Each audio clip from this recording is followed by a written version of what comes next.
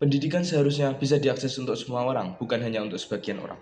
Penggambaran dalam perdebatan kali ini, dua definisi. Yang pertama yaitu pendidikan klasik, yang kedua yaitu pendidikan progresif. Pendidikan klasik adalah pendidikan yang dipimpin oleh guru, di mana siswa cenderung lebih aktif, namun guru juga dapat membuat siswa lebih aktif dengan cara memberikan pertanyaan sehingga siswa dapat lebih aktif di kelas. Yang kedua yaitu pendidikan progresif, pendidikan yang lebih mengutamakan keaktifan siswa, di mana guru hanya menjadi fasilitator dalam pendidikan.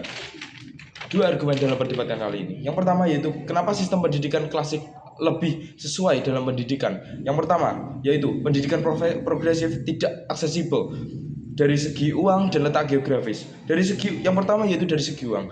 Kenapa pendidikan progresif tidak aksesibel? Karena dalam pendidikan tipe ini, di mana siswa yang memimpin diskusi dan pembelajaran tentu harus memiliki resource dan pengetahuan yang lebih banyak, karena dia dituntut untuk memimpin suatu pelajaran bukan materi oleh gurunya, sehingga membutuhkan uang untuk melakukan les karena materi tidak berasal dari guru, sehingga siswa harus mampu menguasainya melalui les.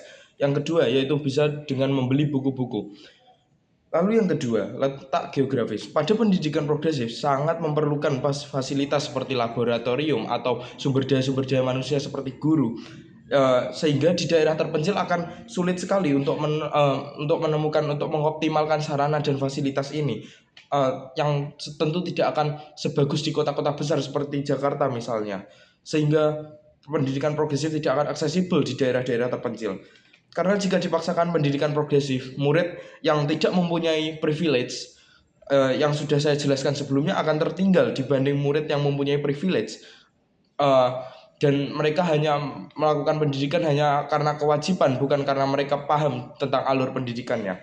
Yang kedua, prinsip pendidikan yaitu memberikan pilihan yang terinformasi. Pilihan yang terinformasi di sini akan lebih baik di sisi kita karena pelajaran sudah dikotak-kotakan antara IPA dan IPS. Berbeda dengan di progresif, di mana pelajaran masih dipilih seperti geografi, fisika, biologi dibeda-bedakan, dan mereka bisa menambahkan beberapa. Akan sangat berbeda dengan kita. Pilihan yang kita berikan akan lebih dikotak-kotakan, sehingga siswa murid dapat memilih dengan lebih bijak. Apa dampak dari kemudahan pemilihan terhadap siswa ini? Yang pertama, di masa depan, misal siswa ini ingin mengganti bidang dalam pekerjaannya, mereka akan lebih tidak apa-apa, karena misal murid IPA yang dulunya mau menjadi dokter lalu ingin pindah menjadi tenaga informatika, dia tetap akan bisa karena di IPA juga tetap ada pelajaran informatika.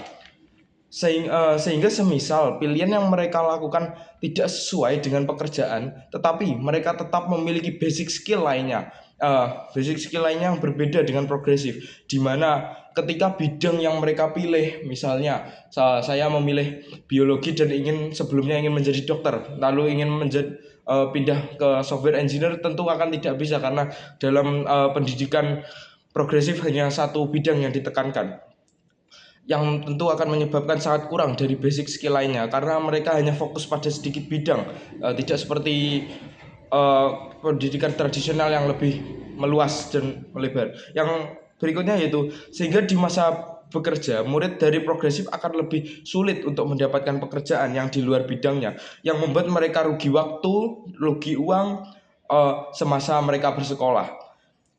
Lalu masuk ke argumen kedua, kenapa nilai di pendidikan klasik lebih objektif dan transparan? Kita bisa melihat di pendidikan klasik terdapat parameter-parameter nilai dalam ulangan, di mana misalnya poin pilihan ganda adalah 1 dan isian adalah 2, sangat berbeda dengan penilaian progresif, di mana menilai sesuatu dari keaktifan murid tentu tidak ada parameter yang tepat atau objektif dari sistem penilaian tersebut, sehingga penilaian akan lebih sulit untuk dilakukan.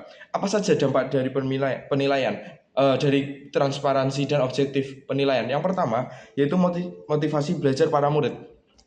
Dengan nilai yang lebih transparan, para murid akan lebih mendapatkan motivasi belajar tersebut, karena mereka menganggap, oh nilaiku kurang, aku harus meningkatkannya lagi. Jika misalnya nilai mereka tinggi, mereka tetap akan bisa mempertahankan dan justru malah meningkatkan nilai mereka.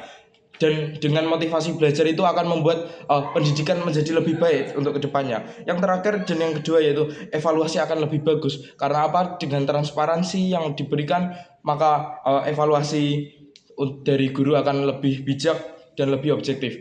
Bangga menjadi tim pemerintah.